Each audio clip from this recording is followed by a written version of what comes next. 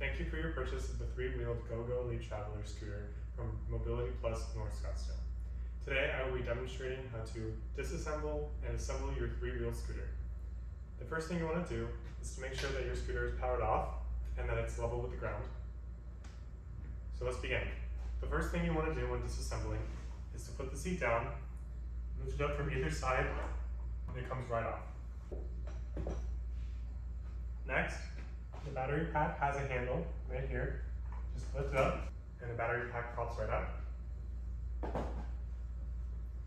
You can easily take off the basket, just lift it up and out, set it to the side. And we're going to turn this knob here on the side to lower the handlebar. Turn it towards the scooter, set it down, and then retighten it. Final step, lift this flap on the back of the scooter. That detaches the motor from the base of the scooter. To avoid the handlebars from moving left and right, since it is a 3-wheel scooter when you put it in your car, there's a knob at the front of it.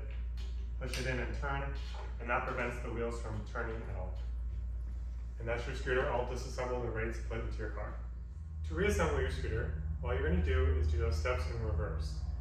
So the first thing you're going to do is take the base of the scooter and the motor, line up the green lines that are found right here with the motor, and once you hit a click, that means it's in place. Again, turn the knob towards the scooter to loosen the tiller, raise it to your desired height, and retighten. Take the battery box, place it in the slot, it just slides right in. You can put the basket on next. It just slides into the 2 slots. And finally, take the seat. I like to take it from behind. Look where I'm putting it, and it just slides right into the hole.